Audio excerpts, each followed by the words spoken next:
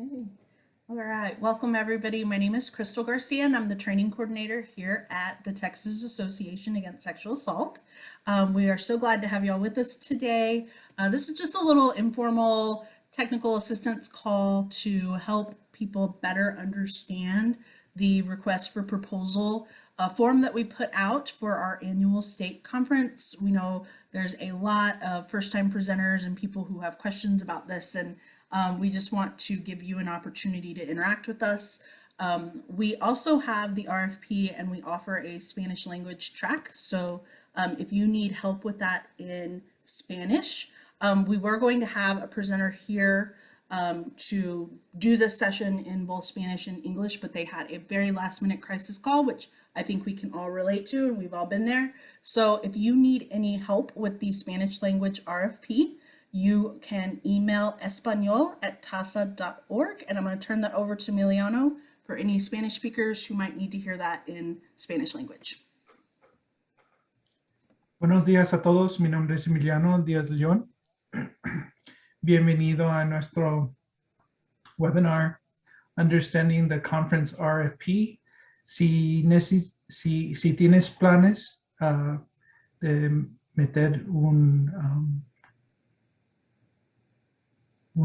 proposal en español, puedes comunicar con nosotros español@taasa.org. So, si tienes cualquier pregunta o si podemos ayudarte con el proceso, por favor, comunicar con nosotros si alguien puede ayudarte con este proceso. Pero gracias para ver este webinar.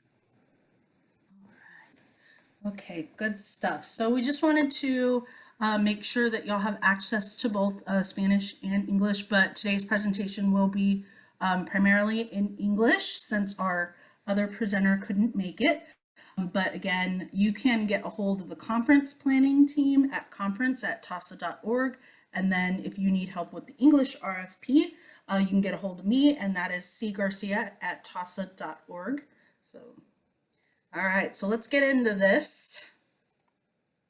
So, all right, so TAASA is our statewide advocacy organization. We do host our annual conference, and this year's theme is Look Who's 40, reflecting on our past and shaping a brighter future. So TAASA was founded in 1982, and we are celebrating our 40th anniversary. So for a nonprofit to stick around for that long, that is something to celebrate. But doing anti-sexual violence work and the way it has evolved and grown and changed since 1982, we definitely have a lot of things to be excited about, and we're looking forward to the movement continuing to change and grow, because we are definitely not done with the work yet. So the RFP does kind of center around our theme for our conference. So that will be something that we're going to get into and talk about today. But go ahead and mark your calendars. The conference will be on July 11th through 13th. Our plans, our fingers, our toes are crossed to make sure this conference takes place in person in Houston, Texas. This will be our first in-person conference in a couple years now. We are super excited, but we do have plans in case we cannot do this safely in person. So if you are agreeing to present, we will be reviewing our pivot, what we called our pivot plan, or our COVID protocols, to make sure that we can do this safely. But should anything happen, we will not have this in person, and we do have plans to go back to virtual. But for right now, we are still planning an in-person event. So. All right, so a few things we're looking for. We have particular workshop categories. We don't necessarily offer tracks. We have everything available to all of our conference participants, but we do have some focus areas that we want to get proposals in, and we are looking at how to connect our theme of the past and unfolding for the future into these particular categories: social justice, systems response, and advocacy. And one of the things that people often get confused here in the systems response and advocacy is the direct service advocacy work, and then the systems work that provides advocacy support services to survivors. So you really want to look at the difference between these two categories. We're concentrating on systems here. So we're looking at things like SART and stuff like that, the criminal justice system. And then we are looking for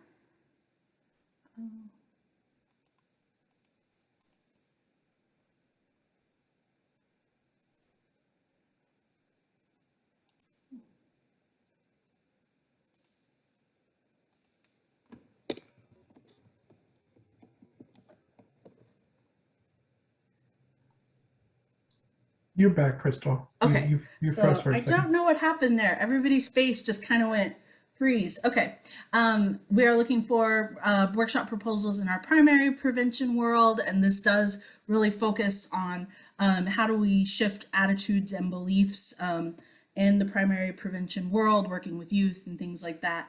And then the category that probably gets the most proposals, but this is survivor-centered direct service work. So the slight difference in that is just going to be the direct services that we provide. The therapeutic interventions and things like that go in this particular category.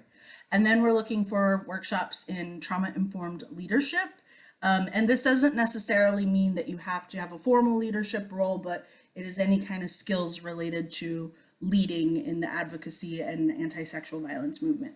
And then a new category that we have added this year is expanded healing options for survivors. So we're super excited to be expanding this category, looking at some different options for survivors that are outside of those direct services. So this can be cultural support services, this can be just different things that enhance survivors' options for what they want to do next after experiencing sexual violence. And we want to look at this from a completely different world. So we're looking at accountability and and anything else that would expand those options for survivors. So,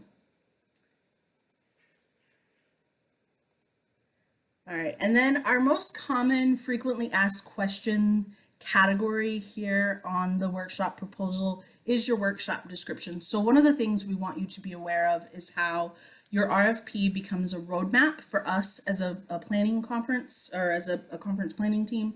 This document really becomes how we plan the rest of the conference. So it is all the material we use to follow up with presenters. It is the material we use for registration. It's the material we use for a conference notebook, workshop descriptions online and things like that. So we are looking for workshop descriptions that are clear and concise. There is a word limit on these. We have a little bit more words for Spanish language, but this is a very small, concise description of your workshop. So some of the things that we often see is I hit the word limit, or I'll tell you later if I'm selected, or anything like that. So we do need this to be completed under the word limit, because we do use it for so many other things, and it goes onto our website and things like that. So be prepared to edit, and to make it work for you. And you might have to write several drafts of this and write them down.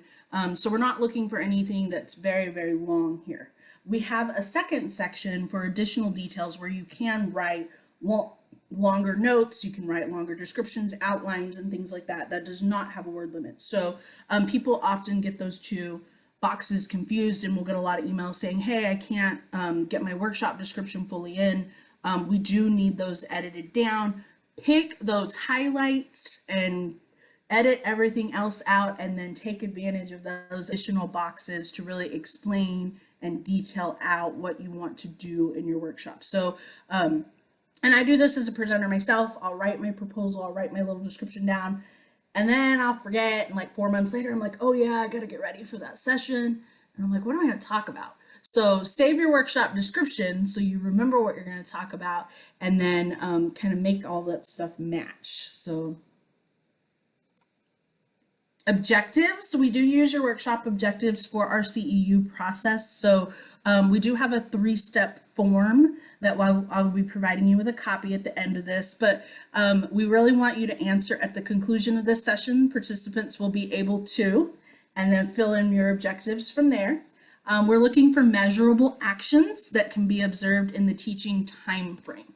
So one workshop, and I know I have to remind myself of this as a presenter myself, one workshop isn't going to save the entire world. You don't have to do all the things.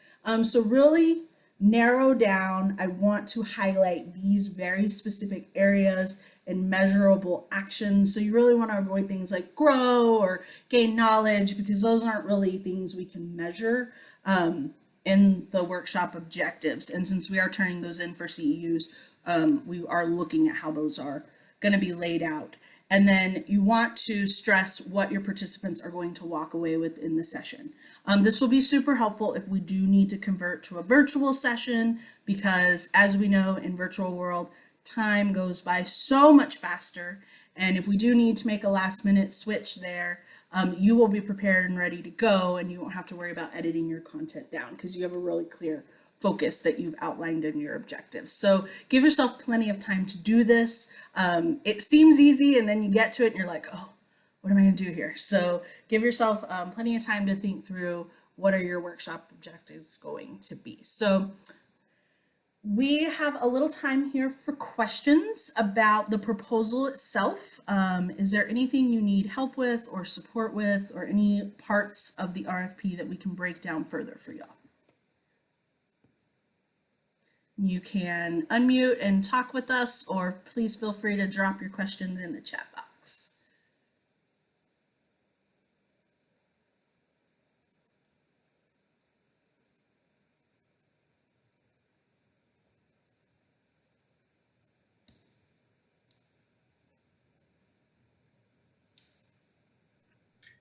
I have a question, Crystal.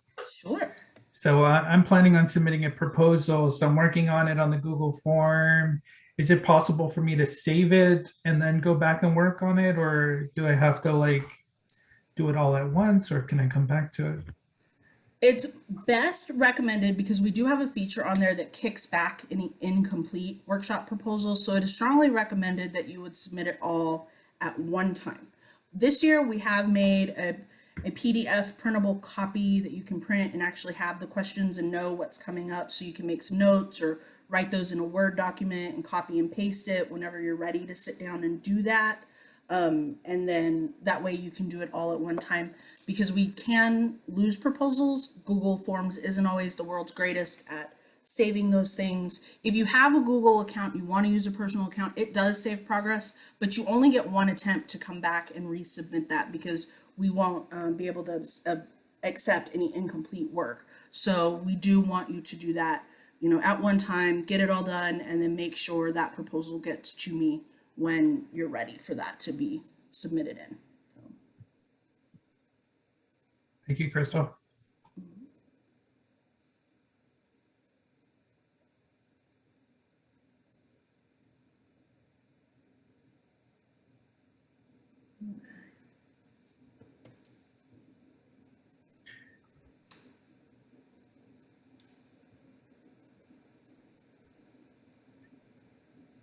So I'm not seeing any other questions in the chat, Crystal, yeah. but are there any other like really common questions that you get about the request? Some of the other common questions we'll get is just people wanting to know more about topics, and I really leave topics are very broad. There's not really any limit in terms of the topic, as long as it is evidence-based and trauma-informed, and we're kind of forward-facing. So if we've found a topic that is kind of making its way out, because, you know, as we said, over the last 40 years, we've seen this work grow and we've seen it evolve. So we know certain things are going to be out. So for an example, we wouldn't accept a workshop proposal in the primary prevention world that says how to host a watch your drink night. I'm dating myself in the work that I've done, but, you know, going into the local bars and putting the tabs on the drink to scare the heck out of people and be like, hey, somebody got close to your drink while you were out dancing, right? That's an old way of doing prevention. And so that doesn't actually really, we don't host those kinds of events anymore. They're not, you know, grant deliverables and things we can still do. So we wouldn't accept a proposal that's something that's out of date, and it's not forward facing with the work that we're trying to do. So. That's a good remander. In addition, before Crystal, when I've submitted proposals, there's not I imagine on the Google form the text, the number of characters in the text box is limited.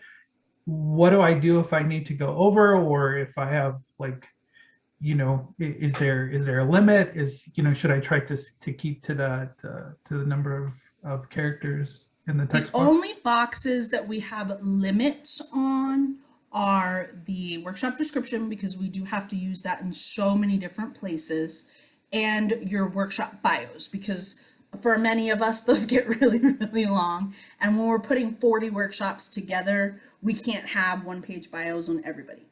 But in every other section, we don't have any limits. So use those sections to your advantage and really explain out. And then also use the prep document and make things, clear and concise. And like I said, you do need to give yourself some time to edit drafts down, because sometimes our first ideas, and we're still like conceptualizing it ourselves, and that will come out in how we write the proposals. So, you might want to save that. Like I said, use your Word documents or Grammarly or something like that, and then come back and reread it and then submit it. That way you know that you've gotten everything you want to say about your workshop and why you think it would fit in with the TAASA conference gets in there. And sometimes you do find yourself needing to go back and edit and reword things and stuff like that. So give yourself plenty of time to make sure that happens. So I think William West, I William see a has hand his- up. And So- Guadalupe has a question in the chat box. Yeah, my question was just about the topics. Like, is it a choose one situation, or like could it be prevention and systems advocacy, like, or is it like choose the one that is like the most appropriate? You're muted. So.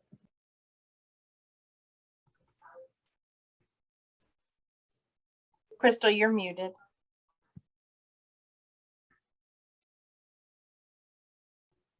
Oh no, I don't think Crystal can hear us. Crystal, we can't hear you. Y'all, I really am gonna save the whole world on mute. So my answer was, we have a big team that does this, so we do have to kind of split things up into groups. So hold on just a second.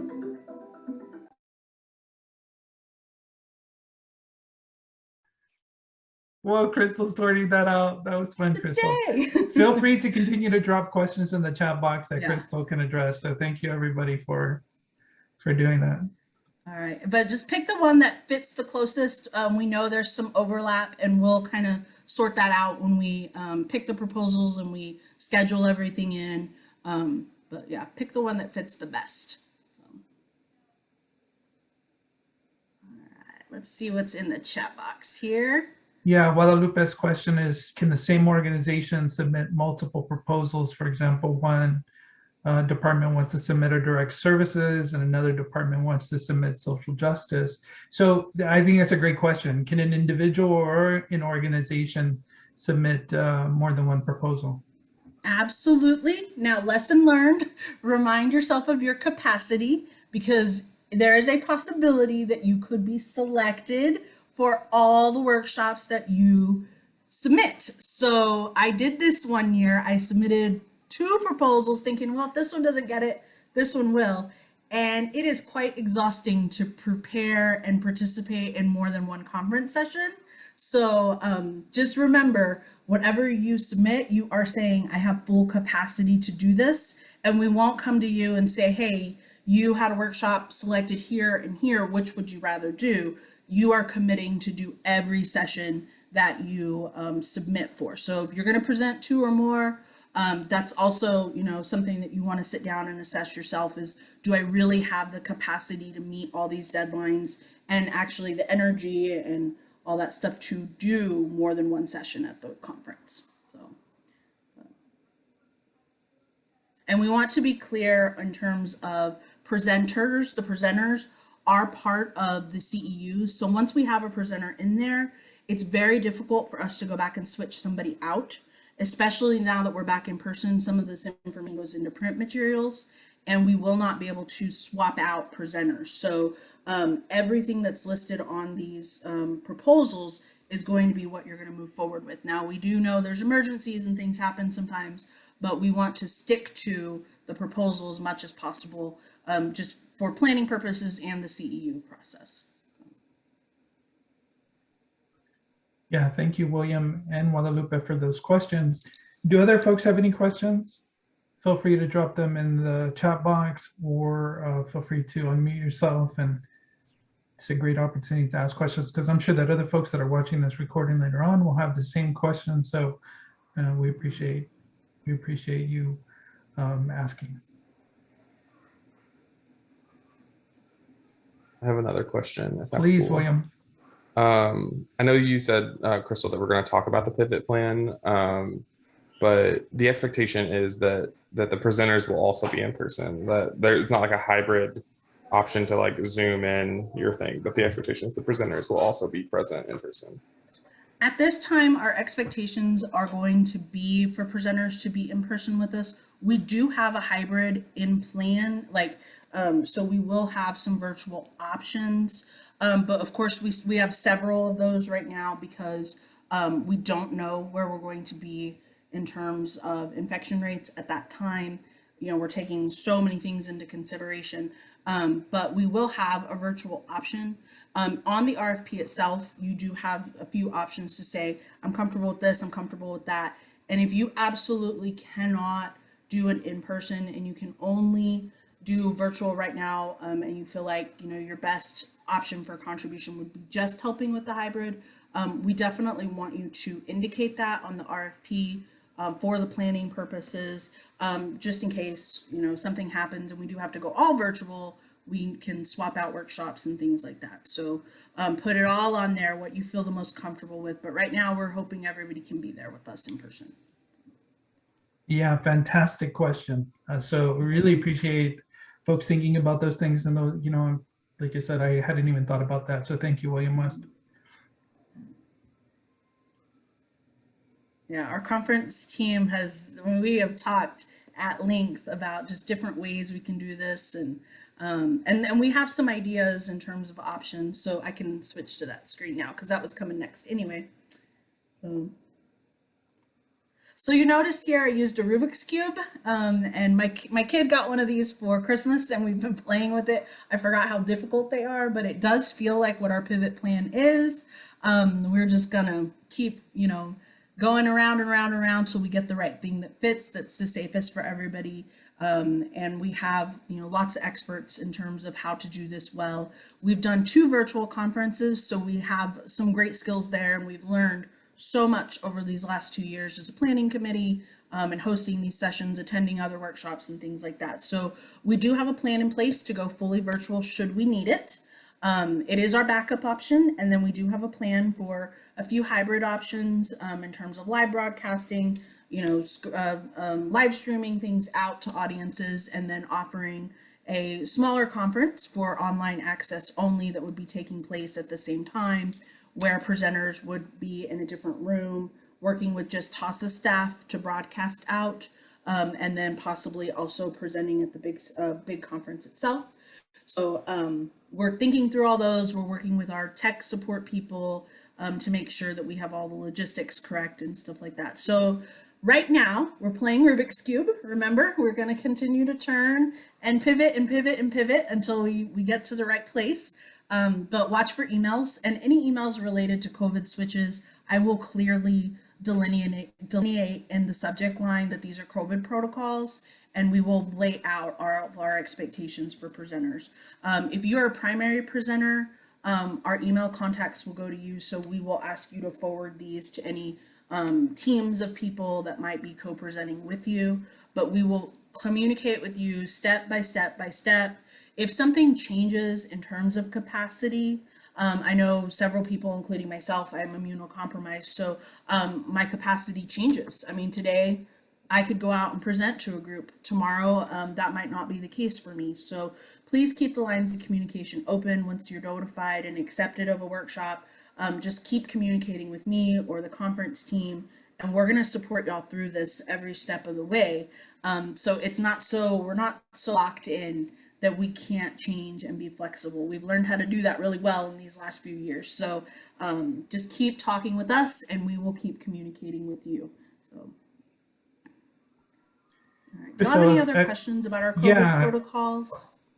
Not specifically about that, but I appreciate that information. So for folks,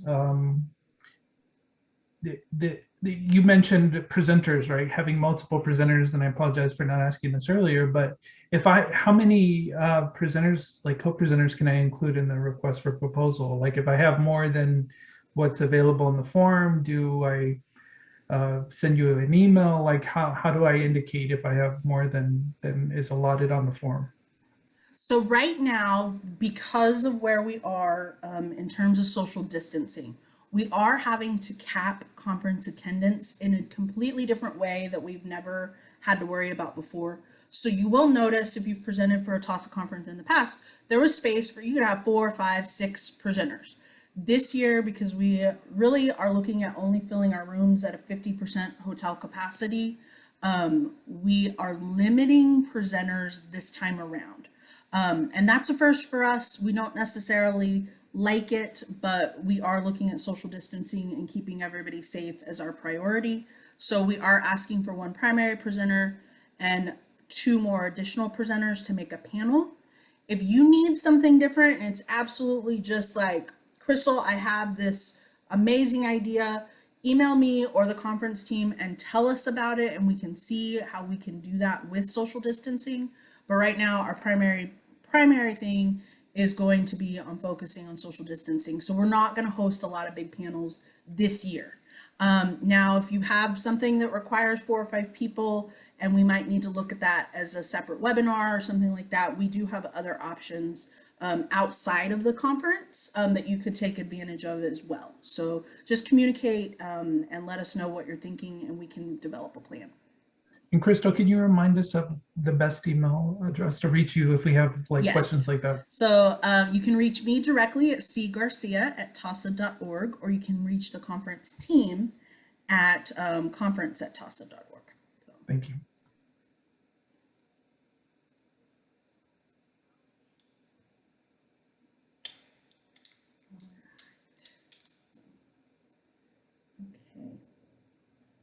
Our next section that we want to talk about is language justice. This is something that we strongly invest in and support here at TAASA. I'm really sad Virginia wasn't able to make it today because she had a little section planned out just to remind us how to do this. We do have goals, and virtually we've been able to have interpreters and have a dual language conference for pretty much every session for our last virtual conference. So we will have goals to continue that at the in-person conference with interpreters. So if your workshop is selected to have interpreters participate in your session, there is going to be a slightly accelerated timeline for that. So there will be some materials that need to be submitted early to help those interpreters prepare for the content that they're going to be translating for you. So they're going to be speaking at the same time as you. Don't freak out. This is not anything to be super, super nervous about. This is something that does make presenters very, very, very nervous the first time that they do it. But you'll just need to breathe, slow down, and as much study material as you can provide to help them understand what you're going to be presenting. They are fantastic at what they do, so they can really work with working documents and things like that. But once you've submitted those materials, try not to change it too much. We don't need a final copy of everything, but we do need notes and outlines and things like that. If you're presenting something that you're not really comfortable sharing, you might want to really consider that topic, and if this is the most appropriate setting. We have seen on proposals in the past, like it's research or something like that a presenter just doesn't want to document. So really consider the source and really look at the material and whether or not it's appropriate for this particular conference, and then the overall goal of making sure people have access to resources and materials in Spanish language. So we don't want anything presented that's just so secret that you can't share for interpreters and things like that. They are very private and confidential as well, but really think through how much material you want to share and if that matches up with this goal. We will notify all presenters that get selected for the additional interpretation service, and then we'll work with y'all to make sure your materials and things get submitted. So this is hard. I also typically submit to present myself, and I know this is a really hard deadline to meet sometimes to get things a little bit earlier. So just think through that in terms of your topic as well. How much content do you need to create so that it can also be offered in a second language? So, and then just our final reminder is you got this, because a lot of people do get nervous about sharing their material and whether or not they're doing it correctly, but we believe in you and we're here to support you, and you will be successful if your session is chosen to have an interpreter present. So yeah, thank you for clarifying that, Crystal. I think the for, you know, of course we want to encourage folks to submit, like Crystal said earlier, there will be a Spanish language track. So if you want to submit a workshop in Espanol, you can do that. There's a separate request for proposal form that we ask you to complete in Espanol. So vas a llenar esa información en Español.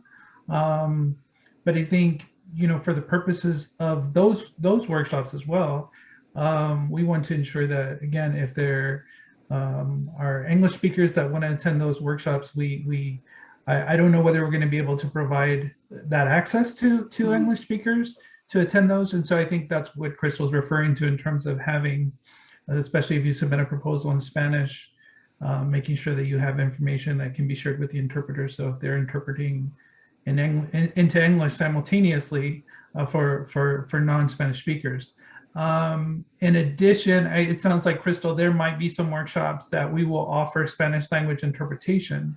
And so folks will be, like you said, notified if those workshops are chosen, and we'll need that information in advance for those workshops as well for the interpreters, because that's a really unique situation where you're presenting in English. So this is primarily for folks who are presenting in English, and then you have a Spanish language interpreter who is translating simultaneously. And so that's why those notes are so important, so helpful to the interpreter. So, you know, that's just something to consider. And like Crystal said, TAASA will notify you if your workshop is chosen, but you definitely want to just be prepared, in addition to what you submit, that you're prepared for the conference, regardless of the format, whether it's in person, virtual, or hybrid.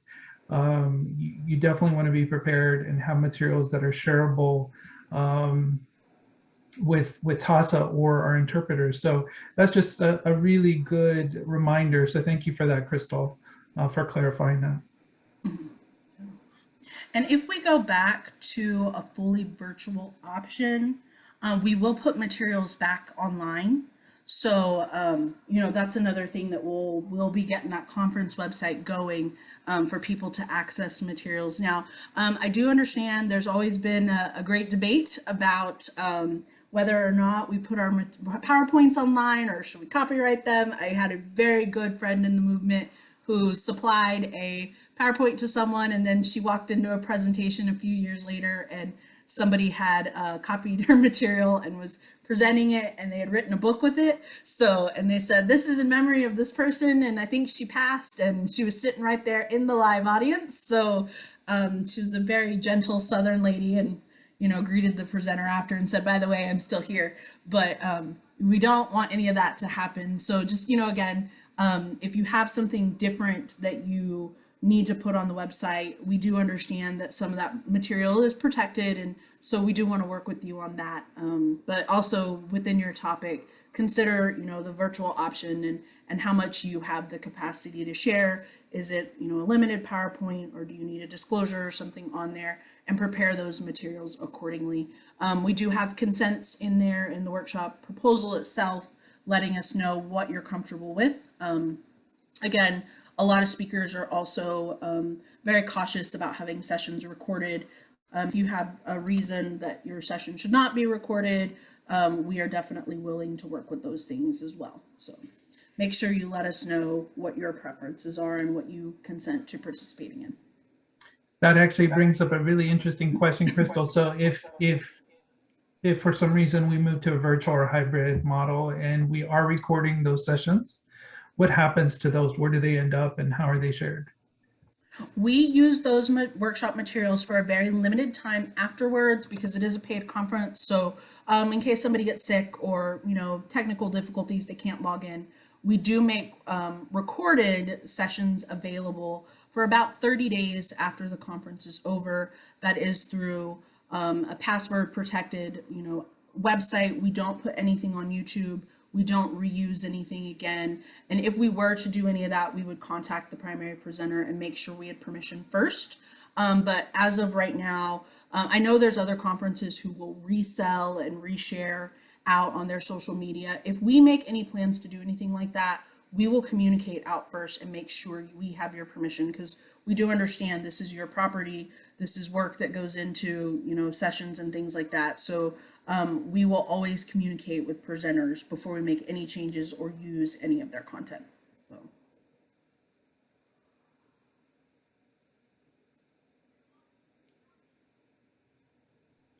Again, feel free to drop any questions or comments in the chat box, or unmute yourself if you have any questions for Crystal.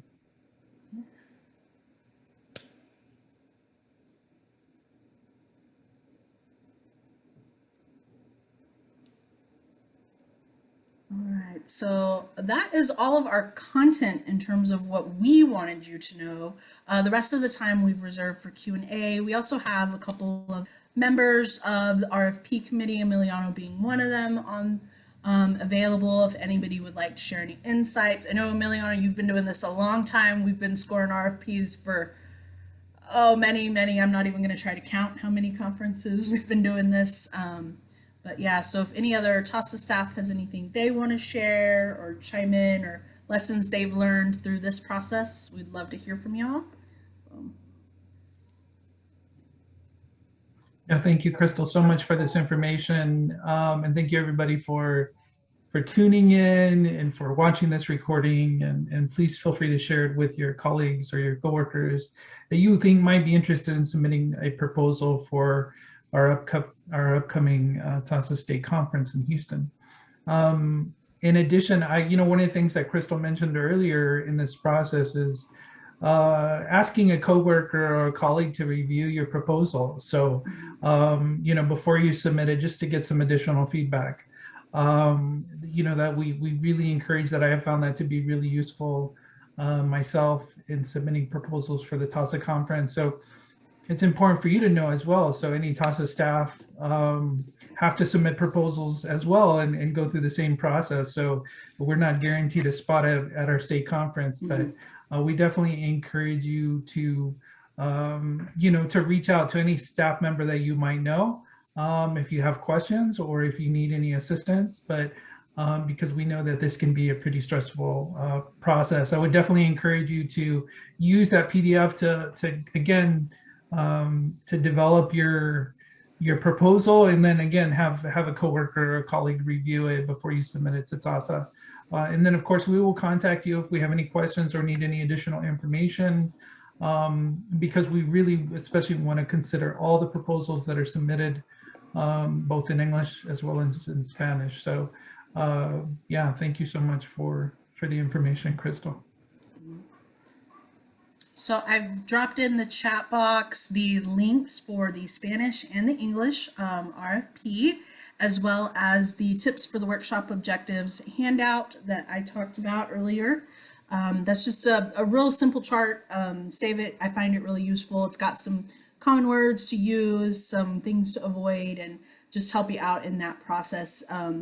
Many of us kind of want to write an academic paper when we present, and that's a little bit different when you're doing a workshop, but we want you to know that we believe in you, and you don't have to have, advanced degrees and things like that to present at our conference. A lot of people get really nervous when they read these proposals because they're like, I've never done anything like this, or am I going to be good enough or smart enough, and how can I make this happen?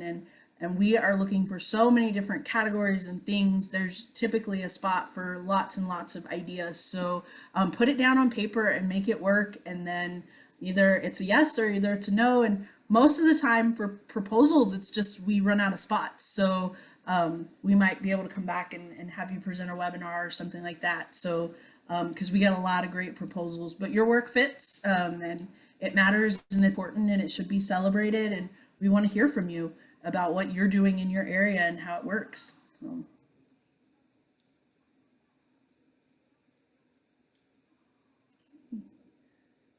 One last call for questions.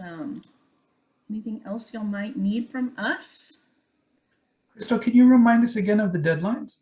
The deadline is January 24th, so you have a few more weeks, hopefully settle in from holiday break and remember what day it is. I've been telling everybody it's Thursday. I'm convinced it's Thursday, but it's not. So, and sit down and write your proposals. So, I know I have one to write myself, so this is also a good reminder for me. So, yeah, same here. Thank you, Crystal.